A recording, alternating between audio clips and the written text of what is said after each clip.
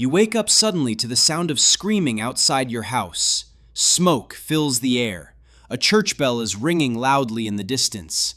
People are running through the muddy village streets in panic. Something terrible is happening. You push open the wooden door and step outside. The cold morning air hits your face. Villagers rush past you, whispering prayers and shouting warnings. Then you see it, a wooden cart slowly moving through the road. Inside the cart are bodies, covered with rough cloth. It is the year 1348. The Black Death has arrived in your village, and this is what a normal day in the Middle Ages could look like. But even before the plague reached your village, life was already incredibly hard. You wake up before sunrise inside a small wooden house.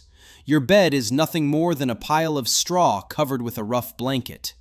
The floor is made of dirt, and the walls are built from wood and mud. The room smells like smoke from the fireplace, mixed with the scent of animals and damp wood. Your entire family sleeps in this single room. Parents, children, sometimes even grandparents. During winter, animals like chickens or goats are often brought inside to stay warm.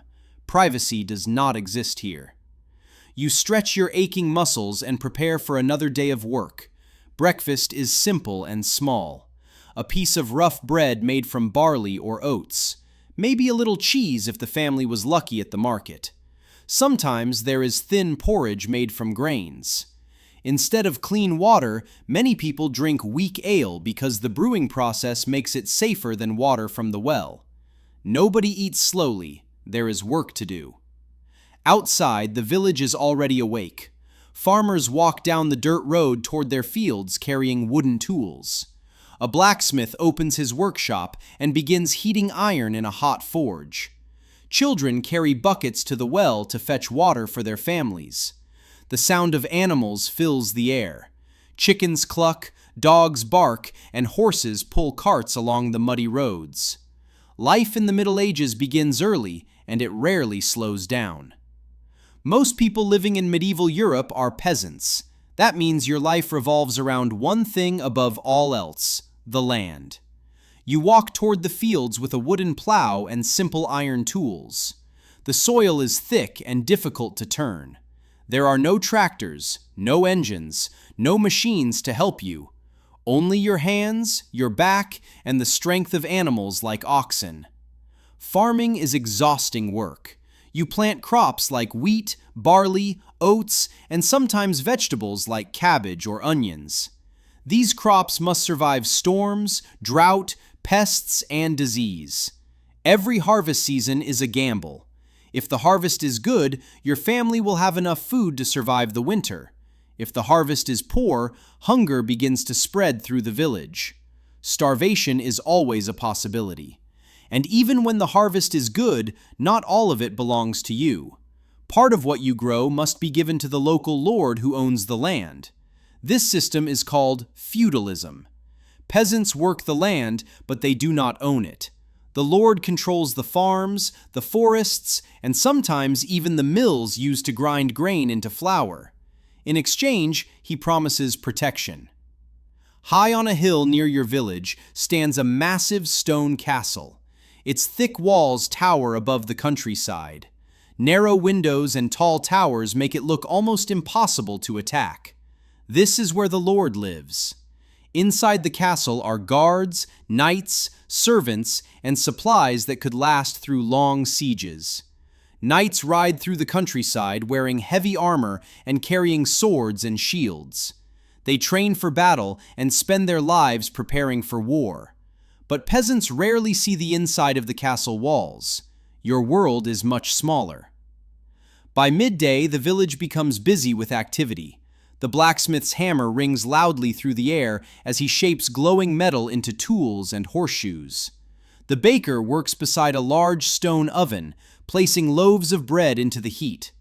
The smell of baking bread drifts through the streets, making hungry villagers pause for a moment. Women wash clothes in the river, beating cloth against rocks while talking with neighbors. Children run through the muddy roads playing simple games. Sometimes traveling merchants arrive with carts full of goods from distant towns. They bring colorful fabrics, spices from faraway lands, and stories of cities many villagers will never see. Travel during the Middle Ages is dangerous. Roads are rough and poorly maintained. Bandits hide in forests waiting for travelers. Wars between kingdoms can suddenly make entire regions unsafe. Because of this, most people will never travel more than a few miles from where they were born. Your entire life may happen within this one small village. But danger in the medieval world does not only come from war or bandits. Disease is everywhere. There are no hospitals like today, no antibiotics, no modern understanding of bacteria or infection. Even a small cut can become deadly if it becomes infected. Childbirth is extremely dangerous for women. Many children never survive their early years. Life expectancy is far shorter than in the modern world. And in the year 1348, something even worse spreads across Europe: the Black Death, a deadly plague carried by fleas that live on rats. At first, it appears in distant cities. Then it spreads along trade routes from town to town. Soon, entire regions begin to suffer.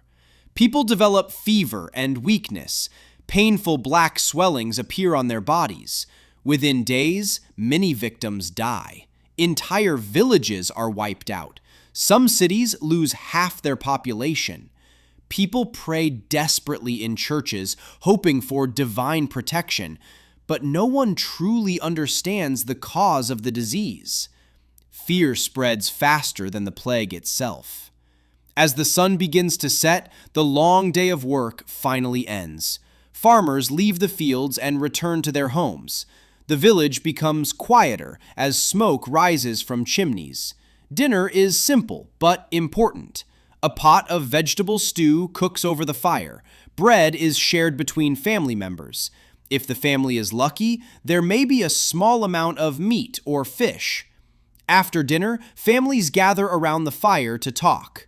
Stories become the main form of entertainment. People tell tales of brave knights, powerful kings, and battles fought in distant lands.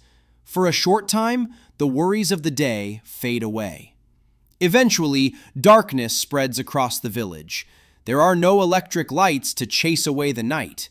Only candles and firelight glow inside the homes.